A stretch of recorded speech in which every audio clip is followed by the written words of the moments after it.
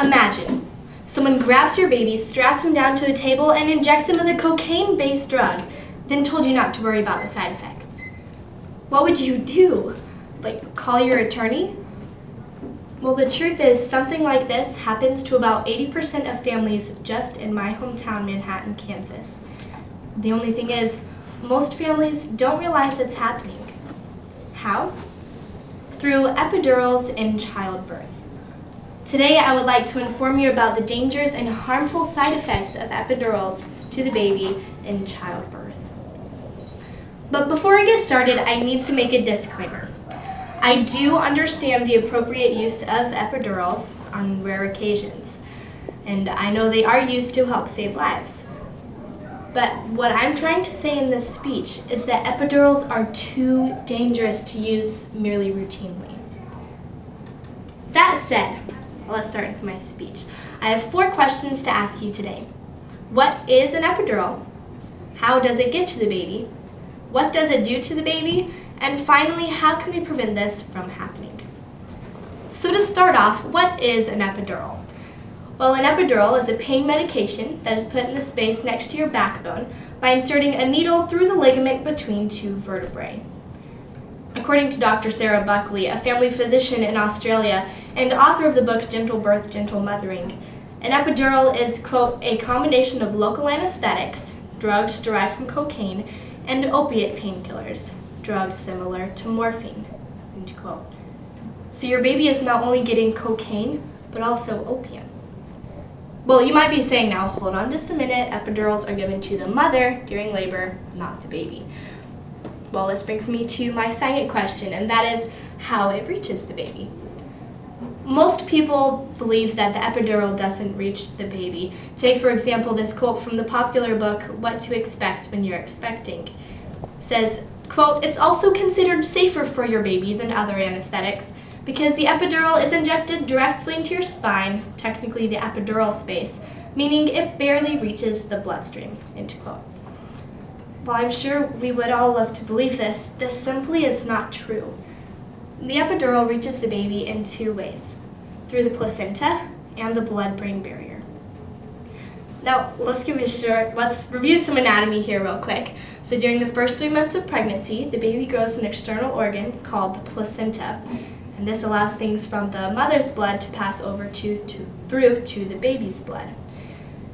I'm sure you've all heard not to drink alcohol or breathe paint fumes during pregnancy, and that is because stuff like that can cross the placenta over to the baby.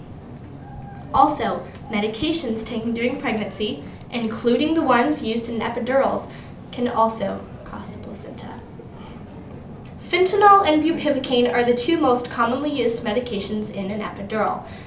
Bupivacaine is a local anesthetic, and according to the prescribing information for bupivacaine found at the website www.drugs.com, it says bupivacaine is a local anesthetic and says, quote, local anesthetics rapidly cross the placenta and when used for an epidural can cause varying degrees of maternal, fetal, and neonatal toxicities, end quote.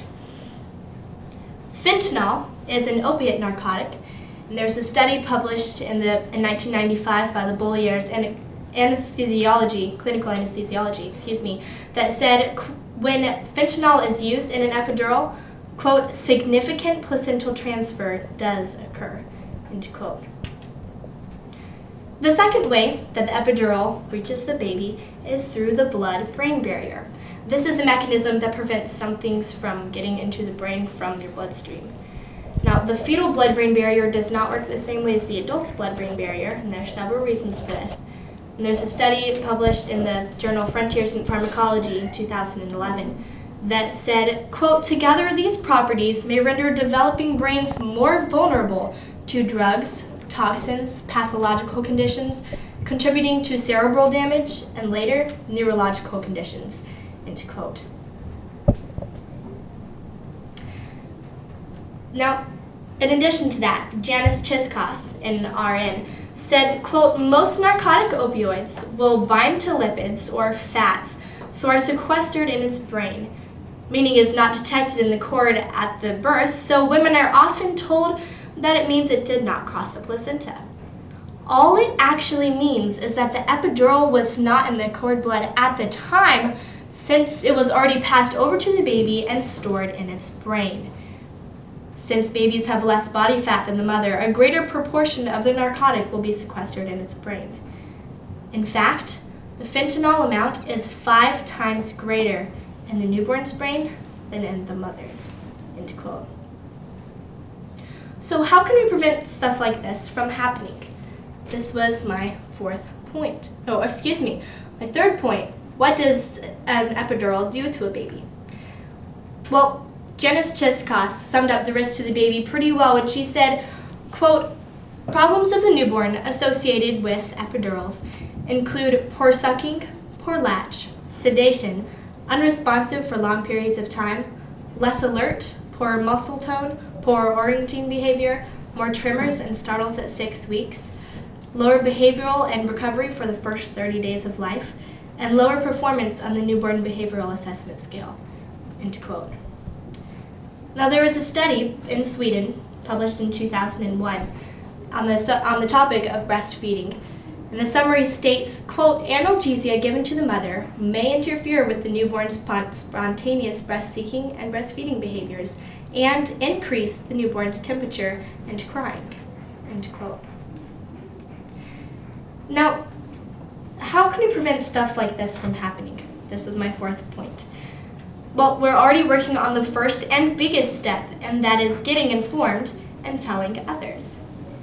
Quote, "Women who are pregnant or thinking about becoming pregnant need to know the risks associated with taking prescription painkiller," end quote, said CDC Director Dr. Thomas R. Frieden. Also, U.S. Center for Disease Control and Prevention said, quote, "According to a study published in the journal Obstetrics and Gynecology, the safety of most narcotics taken during pregnancy has not been established," end quote. Now, there is so much information out there that women and husbands don't look at but need to know about.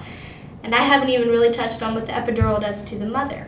I guess I'll have to save that for next year's informative. But you might shudder at the thought of having a birth without an epidural.